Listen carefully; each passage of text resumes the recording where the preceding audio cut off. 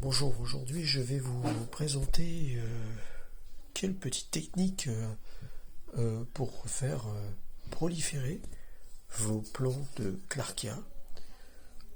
Donc ici vous avez les semis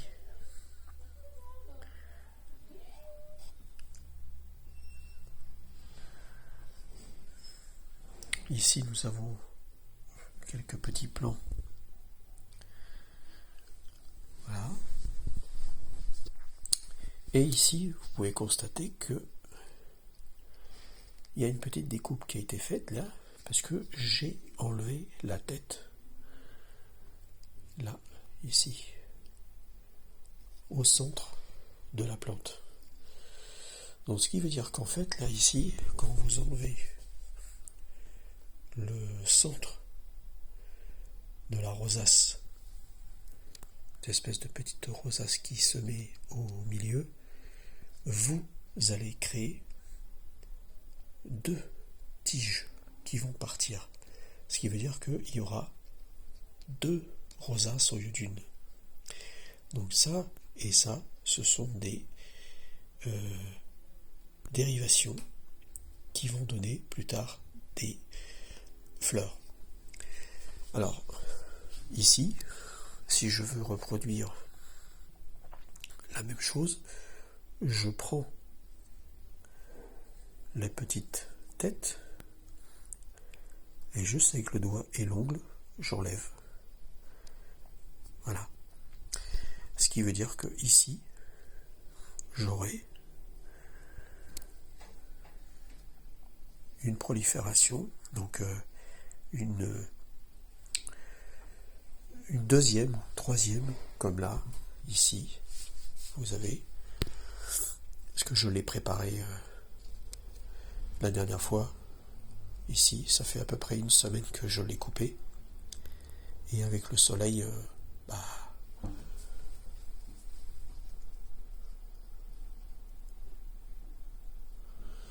voilà, avec le beau temps, ça grandit.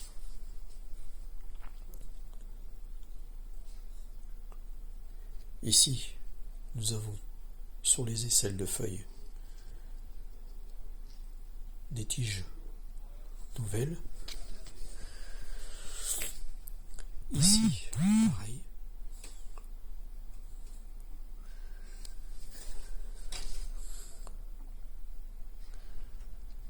Alors, si je veux en avoir une autre,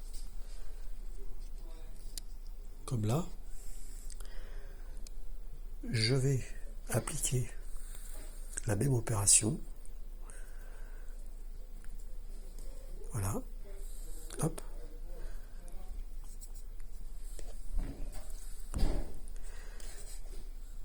Et ça, c'est des plants que j'ai depuis, on va dire, le mois de avril. Et c'était tout petit. Donc là, ici, hop, j'enlève.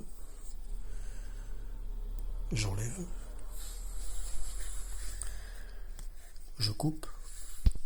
Ça va permettre à ce qu'on va avoir plus tard des proliférations de nouvelles tiges qui vont apparaître et qui sera plus tard, des nouvelles fleurs qui vont apparaître. Alors ces plantes que j'ai mis dans le pot, ici, dans un pot qui est de cette grandeur ici, ils grandissent beaucoup plus vite dans du terreau que au jardin, puisque au jardin, la terre est plus sèche déjà, j'ai remarqué, et les feuilles où il va y avoir les inflorescences, ici vous voyez, il y a des veines rougeâtres dans les feuilles du haut, sur certaines variétés, vous voyez. Et alors, la feuille de la plante, quand vous la mettez dans le terrain un peu plus grande que celle-ci, Donc là, vous voyez ici, elle est verte. Elle est bien verte. Si j'attends pour les mettre en godet et ensuite les mettre dans la terre, ces plants deviendront rougeâtres.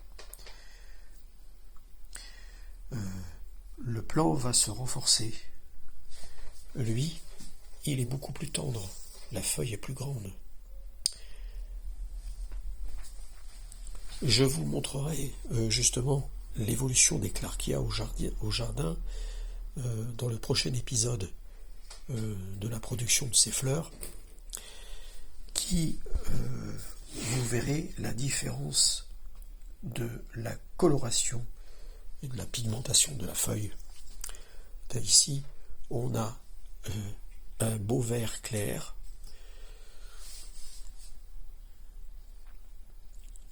Voilà, donc c'est une plante qui est très intéressante, mais n'oubliez pas, ne laissez jamais la fleur monter, puisqu'il faudra faire la même opération pour pouvoir avoir ces nouvelles plantes, ces nouvelles fleurs, ces nouvelles tiges poussées au milieu, pour avoir de meilleures floraisons. Parce que si vous laissez la plante lever, vous n'aurez pas beaucoup de fleurs, ou très peu, mais vous en aurez quand même, mais il n'y aura pas énormément de fleurs. Là, vous aidez à l'inflorescence, vous aidez à la plante, vous aidez la plante à la faire grandir, et vous aurez une multitude de pompons fleuris de clarkia dans votre jardin. C'est une plante que j'affectionne plutôt particulièrement depuis de nombreuses années, que je m'intéresse à cette culture depuis les années 90. En fait, cette fleur était beaucoup plus prolifère, si on peut dire, dans les jardins français à l'époque où nos grands-parents en France et en Belgique, dans les potagers, on les mélangeait avec les godessias, on les mélangeait avec les soucis. Malheureusement, le sempiternel géranium a pris une place prépondérante dans les jardinières et de l'épaule. Et ce qui est dommage, c'est que cette fleur qui est très intéressante, et on la met pas suffisamment en valeur devant les maisons, nous les mettons plutôt en second plan. Voilà. Donc, je vous ferai d'autres épisodes concernant cette fleur, l'évolution de celle-ci que j'ai à la maison, mon châssis.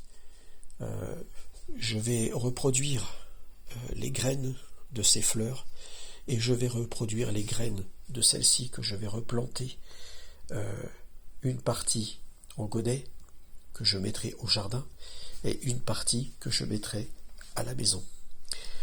Vous aurez les détails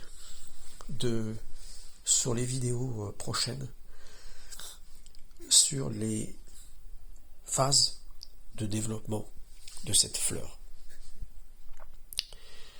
Alors voilà, je vous ferai d'autres explications et sur les couleurs que vous pouvez avoir sur ces fleurs.